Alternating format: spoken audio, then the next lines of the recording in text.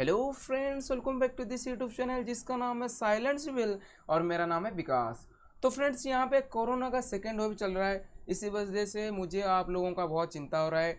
तो आप लोग कैसे हो? अच्छे से हो ना सब? यहाँ पे मैं भगवान जी से प्रार्थना करता हूँ कि वो आप सब लोगों को अच्छे से रखे और सही सलामत रखे। ओके, तो फ्रेंड्स, यहाँ पे मैं DFCCL का प्रीवियस ईयर पेपर से यानी कि प्रीवियस ईयर आंसर की जो मेरे पास अवेलेबल है, जो कि मेरा एक फ्रेंड का आंसर की है, और ऑलरेडी इसी आंसर की से मैं रीजनिंग पार्ट को सॉल्व कर चुका हूँ, जनरल नॉलेज पार्ट को सॉल्व कर चुका हूँ।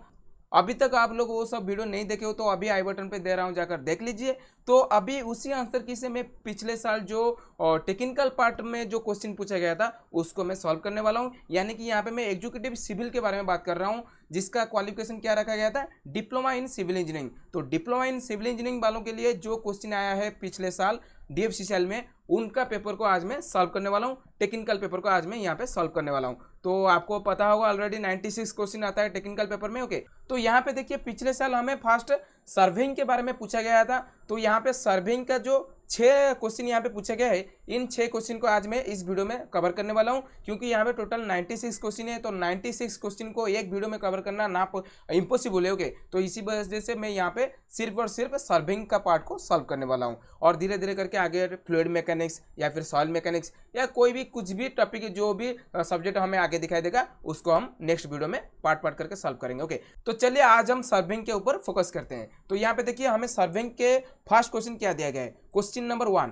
इन plane table survey both horizontal and vertical distances will be obtained directly using dash. Okay, तो यहाँ पे हमें प्लेन टेबल सर्वे जो टॉपिक है उसमें से यहाँ पे एक क्वेश्चन पूछा गया है। तो यहाँ पे जो पूछा गया है, both horizontal and vertical distances will be obtained directly using. Okay, तो यहाँ पे इस क्वेश्चन का आंसर क्या है? यहाँ पे तो हमें पता है आंसर है टेलीस्कोपिक एलिडेट। ओके, तो यहाँ पे क्वेश्चन नंबर 1 का ऑप्शन 4 है हमारा आंसर। लेकिन यहाँ पे मैं आपको बोलना चाहूंगा, प्लेन टेबल सर्वे में 2 टाइप का एलिडेट यूज किया जाता है। एक होता है प्लेन एलिडेट, जो कि यहाँ पे ऑप्शन नंबर 2 पे है। ओके, और दूसरा होता है टेलीस्कोपिक एलिडेट। ओके, और ये जो टेलीस्कोपिक एलिडेट होता है, इसी में से हम directly vertical and horizontal distance measure कर सकते हैं। ओके, तो चलिए यहाँ पे क्वेश्चन नंबर 2 के ऊपर चलते हैं। यहाँ पे question number 2, the ruling principle of plane surveying is to work from. तो यहाँ पे जो सर्वे का प्रिंसिपल क्या है वो हमें पूछा गया है। आपको पता होगा 2 प्रिंसिपल है। फर्स्ट क्या है, to work from whole to the part, और सेकंड क्या है, to locate a new station by at least 2 measurement linear और angular from a fixed reference point. Okay, तो ये दोनों है हमारा क्या, principle of survey. Principle of survey क्या है, एक होता है हमारा to work from whole to the part, और सेकंड नंबर पर क्या है, to locate a new station by at least 2 measurement linear और angular from fixed reference point. Okay, तो ये आपको याद रखना है, क्वेश्चन इसमें से हमेशा पूछा जाता है। ओके, तो चलिए क्वेश्चन नंबर 3 पर क्या है, what is the main objective of providing tie line in chain serving. Okay, तो चेन सर्विंग में जो टाई लाइन प्रोवाइड किया जाता है उसका मेन मोटिव क्या होता है। ओके, इसको प्रोवाइड करने का पीछे राज क्या होता है। ओके, तो यहाँ पे क्या आंसर है, to take the details of the nearby object. Okay, तो नियर बाई ऑब्जेक्ट के बारे में पता लगाने के लिए, डिटेल्स पाने के लिए हमें यहाँ पे टाई लाइन प्रोवाइड किया जाता है। ओके, तो यहाँ पे मैं आपको यहाँ पे एक मैप बनाकर यहाँ पे दिखाना चाहूँगा। ओके, क्योंकि टाई लाइन के सिवा और भी बहुत सारे लाइन होता है, जैसे कि main survey line, check line, तो इनके बारे में आपको पता होना चाहिए। ओके, तो यहाँ पे मैं एक छोटा सा ब्रीफली एक फिगर ड्रा कर लेता हूँ। ओके, यहाँ पे देखिए, सपोज यहाँ पे एक प्लॉट का हमें यहाँ पे मैप दिया गया है। ओके, तो ऐसा कुछ आपका मैप है। तो यहाँ पे देखिए, ये जो यहाँ पे एक स्टेशन है, यहाँ पे एक स्टेशन है, और यहाँ पे मतलब बाउंड्री में जो सब स्टेशन है, ओके, लिया गया है। ओके, सपोज ये हो गया हमारा ए, और ये हो गया हमारा बी, और यहाँ पे हो गया सी, और ये हो गया हमारा डी। ओके, तो ये जो ए बी सी डी है ये हमारा मेन स्टेशन है, और इनके बीच में, दोनों स्टेशन के बीच में जो लाइन गया है ये है हमारा मेन सर्वे लाइन। ओके, तो यहाँ पे सबसे बड़ा लाइन एक जाता है जिसको हम बोलते हैं बेस लाइन, और उसका लेंथ सबसे ज़्यादा होता है। ओके, और ये पूरा जो मैप को दोनों भाग में डिवाइड करता है। ओके, तो यहाँ पे है हमारा बेस लाइन, और ये आप बोल सकते हो कि यहाँ पे भी ऐसे कर सकते हैं, लेकिन यहाँ पे इसका लेंथ कम है, इसके ये यहाँ पे लेंथ थोड़ा सा ज़्यादा है। ओके, तो ये हो गया हमारा बेस लाइन, और बेस लाइन का जब मेजरमेंट किया जाता है वो बहुत एक्यूरेट होना चाहिए, क्योंकि उसी के ऊपर हमारा सारा के सारा जो एक्यूरेसी डिपेंड करता है हमारा ये जो मैप का। ओके, तो ये है हमारा बेस लाइन, ये हो गया हमारा सर्वे line. Okay,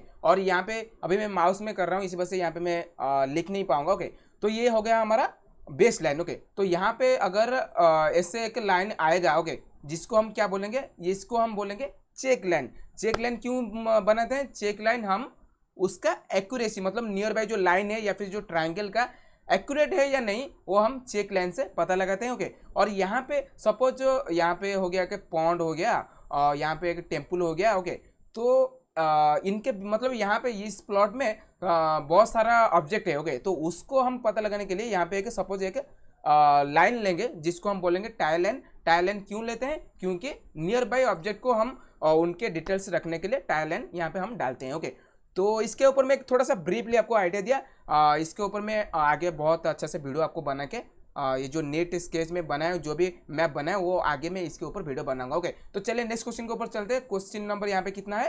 question number 4। Okay, which of the following labelling is necessary for carrying labelling across any obstacle requiring a long side between 2 points so situated where no place is there for the setup of the label midway between 2 points। Okay, तो इस question को समझाने से अच्छा है मैं आपको इसका आंसर बोल दूं। इसका आंसर क्या है? Reciprocal labelling.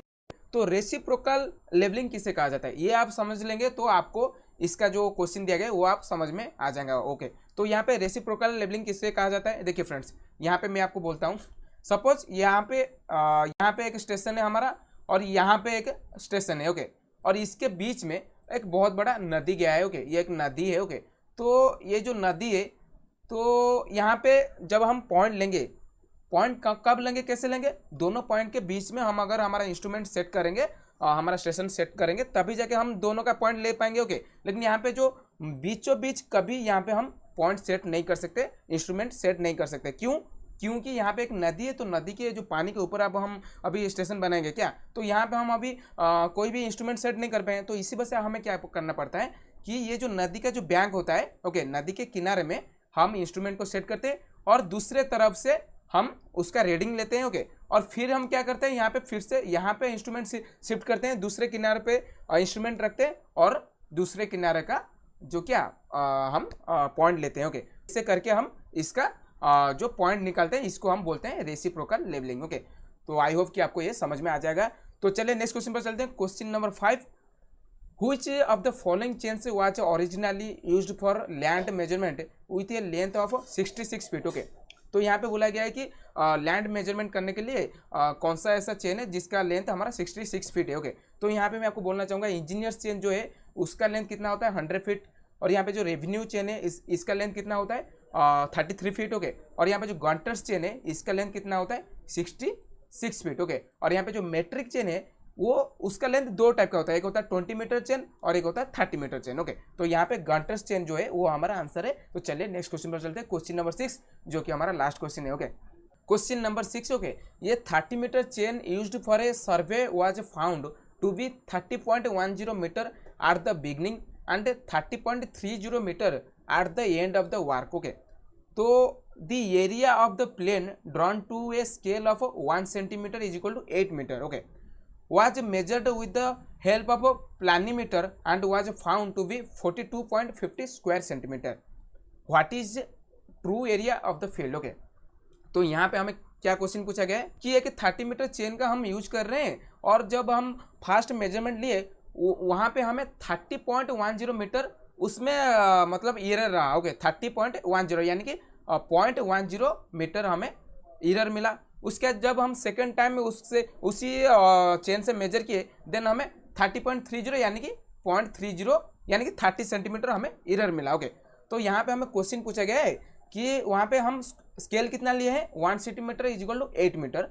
देन अगर हम प्लानीमीटर से देखते हैं वो हमारा कितना होता है? 42.50 square centimetre. Okay, what is true area of the field? तो वो एरिया जो है जो फील्ड का ट्रू एरिया कितना है? ओके, तो यहाँ पे तो हम गलत ले लिए ना, 30.10 30.30, हमें क्या चाहिए था? 30 मीटर लेना चाहिए था, लेकिन यहाँ पे दोनों जगह पे हम गलत कर दिए। तो हमें अभी इस क्वेश्चन को कैसे सॉल्व करना है और यहाँ पे हमें ट्रू एरिया हमें कैसे फाइंड करना है ये हम देखेंगे। ओके, फर्स्ट ऑफ ऑल देखिए फ्रेंड्स, यहाँ पे 2 बार यहाँ पे तो फर्स्ट जब हम लिए थे 30.10, सेकंड टाइम हम 30.30 लिए। ओके, तो यहाँ पे हम क्या करेंगे? इन दोनों को ऐड कर लेंगे। ओके, इन दोनों को ऐड करेंगे तो कितना हो जाएगा?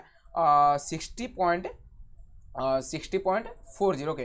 तो 60.40 यहाँ पे हमारा रॉन्ग लेंथ बाई 2 कर लेंगे ओके, 2 बार लिए हैं ना, तो बाई 2 कर लेंगे। तो यहाँ पे कितना आ जाएगा 30 कितना आ जाएगा 30.20 ओके। तो 30.20 हमारा रॉन्ग लेंथ है, लेकिन यहाँ पे सही लेंथ होना क्या चाहिए था 30 मीटर, लेकिन यहाँ पे 30.20 रॉन्ग लेंथ है ओके। तो यहाँ पे हम इस क्वेश्चन को सॉल्व कैसे करेंगे ओके।